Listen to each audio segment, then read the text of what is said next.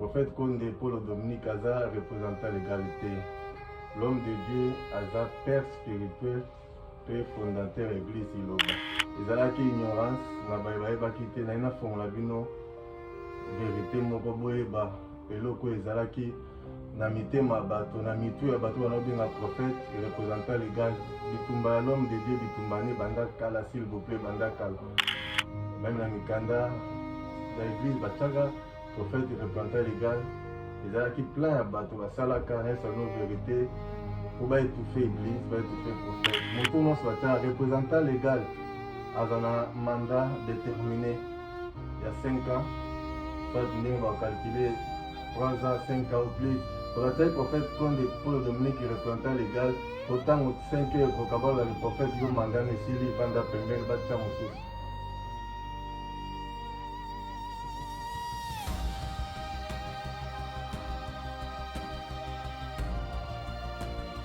Amen Libota, Amen Bana Nzambe Noso, tous les défenseurs, Balinos Bamini Sarankolo, Eza Wabino, défenseur Jean-Claude Bakuto. Je vous remercie premièrement, merci à Balinos Bamini Sarankolo. On va soutenir œuvre où on peut la pêche et pas l'homme de Dieu, comme de Paul Dominique, Moutounos, on va Sarankolo, pour décourager, pour bang après le côté, si Dieu pour nous, qui sera contre nous. Mais bazobanga pona komemisa nkolo pona koloba pona kodefendre non l'homme de Dieu aye kopesa kimia na mokili aye kosoutenir biso na molimo biso pe na mosuni foto soutenir ye tokotike moko te s'il vous plaît na basale na bandimi tozala ensemble tomemisa nkolo merci pe lisu na baye baza libanda malgré baza bandimi te mais bayaki valeur à l'homme de Dieu ke prophète Konde aza prophète de la nation aïe pour le monde entier, attaque ministre anniversaire pour la paix pour Mokile Zwakimia. Le monde entier zobika grâce na Iwana ta mutalobi andi marate ifandi makomisa na mwezo monana. Pour la pambola bisonyos, message pena clé te kopé ces apona marambo etali et bengelinde batozo benga min prophète représentant légal. Je vais expliquer le quoi s'il vous plaît. Prophète Konde Paul Dominique Aza représentant l'égalité. L'homme de Dieu Aza père spirituel et fondateur église Iloba. Ce sont vos bengi représentant légal. Sur Nani Aza fondateur Iloba. Puis Nani Aza père spirituel église Iloba. Question à tout le monde dans les bonheurs. Ils ont qui ignorance. La baïbaï va quitter. Na ina fond la bino vérité moko boyeba. Eloko ezalaki na mitema bato na mitu ya bato wana obenga prophète représentant légal. Bitumba ya l'homme de Dieu bitumbani banda kala s'il vous plaît banda kala. Bitumba l'homme de Dieu bandi le loté. Innovation le bundama toujours. Vérité toujours babundisa kango. L'homme de valeur a toujours critiqué, menacé bitumba e bandi banda kala. Même la mikanda l'église bachaka prophète représentant légal. Ils ont qui plein à bateau basalaka na salon vérité pour étouffer l'église, étouffer prophète. Moto non soit représentant légal. Azana mandat déterminé il y a 5 ans, soit on va calculer 3 ans, 5 ans ou plus. Donc le prophète Konde Paul Dominique représentant légal, pourtant 5 heures pour qu'avoir le prophète yo mandat ne s'il vanda pembeni batia mosusu. Donc nous sommes bien représentant légal pour bakate zaki nde bongo. Zaki plan batiaka pour ba renverser l'église ensemble, pour ba détourner l'église à tata. On mutavo détourner l'église ensemble te. Moto moko a soufflé le prophète était Yemoko, l'homme de Dieu comme Azal, l'homme qui a l'air ouvert, kola lobele tala pour la bataille sale. Abeta gipe que le loté, aloba ipe na batoté na malembe nyonso, apesi ordre bo changer mikanda bo changer boue. Aeba kaza représentant l'égalité, tant bo bien que représentant légal azotal. Moi lobeza te so banen ba lobela ye. Banen ba expliquer na baninga ya monde on a nos défenseurs. Na ko sabino Aza représentant l'égalité, c'est le chef spirituel et fondateur de l'église Iloba. Baïnion soit bien à la bilo wana bandai luto longola. Ezaki motema mabe ya bato ba benga kai représentant légal ba tsara mona mikanda pour ba longola e ba tsa moto mosusu. Imaginez-vous l'homme de Dieu yene mutamata ki likolo. Kola mema ki likolo s'il vous plaît à l'accès makambo oyo.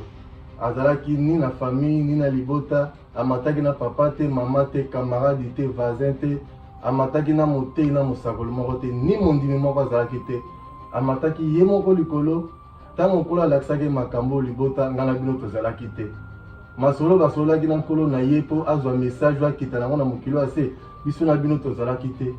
So motabongo tokobundisa ye koma to renforcer koma to linga ya longwa bacha musu nano bakotia pe bandi bako mondi mailo bayoka mondi mia solo kolanda moto te. Message biso na bino toyebani grâce à l'homme de Dieu. Tu peux découvrir Cantique Nouveau grâce à l'homme de Dieu, prophète Condé Paul Dominique.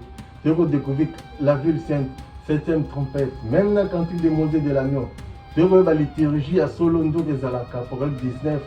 Tu peux la doctrine à Jésus-Christ de Nazareth à travers l'homme de Dieu. N'a péché à Dana Evelyn, surtout comme vous l'église, on peut la remarquer qu'il y aura un lien que moi le tenais choisir pour faire résider mon nom. Nzamba Bombara Kombo, si à votre nyonso. Sika bato bakosambela sika bato bakotya dimo offrande esika bato bakoadore nzambe mpo nzambe ayoka bango esika milimo bato ekobika efeza na nkombo ya nzambe eza na kati ya bible na mokili baya kodécouvrir yango te mais grâce à l'homme de Dieu prophète Condé Paul Dominique tozwi éclaircissement mpe tozwi eyano mpe toyekoyeba nkombo ya église nkombo ya nzambe so moto abongo le tosepela na ye pourquoi toluka todétruire ye donc yawe nde amemaki na likolo alakisi makambo nyonso eza eloko biso tu tosoutenir yango. Ceux qui vont comprendre le message au banda lelo, tout le monde a bien que représentant légal. Na basal, na bandim, ba ignorance boye ba quitter. Même na batali banda ou ba journaliste, batandi na ndenge. Même na esala na passe prophète atama na église, na ba tournée pastorale, na bato bazo yamba représentant légal l'église lo besala na un seul vérité. Na bien l'homme de Dieu chaque fois na se rappelle lo zo sala na passe. Na bara Jean-Claude Kola Rosun. Jean Atininga Tegana expliqué l'homme de Datinda Motote. Nazolo l'attaque défenseur, que le sapé sans pouvoir, sur le monde m'a dit télémila, on a télémili lokoana, tout le monde a mis tout dans les Kaza, représentant légal. L'homme de Daza représenté dans le pays. So boye bakate, ba représentant légal, les abao bazo représenté dans le pays. Nebiso toza na UAE, Namboka Ola Arabe, Moussaro Jean-Claude Nazo représenté prophète valablement. Ndenge Mosi Pito aza na Angola zo représenté prophète. Mosi Robert na Brazza zo représenté prophète. Toza na Mosakoli Yves na États-Unis zo représenté l'homme de Dieu. Toza na Mosakoli Ngobe na Belgique zo représenté l'homme de Dieu. Toza na Mosakoli na Namibie Mosakoli Kiliki na zo représenté l'homme de Dieu. Toza na Mosakoli na Mozambique Achille. Toza na Mosakoli na Gabon Mos Merveille. Donc na totangi toza ebele plus de 27 pays. Bazo représenté l'homme de Dieu. C'est l'église de mon l'homme de Dieu a représenté na ba atina ba pays. Ba baza ba pays bazo représenté. Voilà blending au monde ambassadeur azo représenté pays, azo représenté président de la République valablement. Ndenge pe biso tozo représenté prophète, ya za fondateur, père spirituel, aza représentant l'égalité. Kola kamba moko na moko c'est ça message za ki bongo. Ba va comprendre nzamba pambola bino, penza ba pesa vimu lai na montonyos. Or même salom de Dieu mukumba tanga za na bon moyo soto simbi kolo pa otika biso te kolo abatela biso nyonso.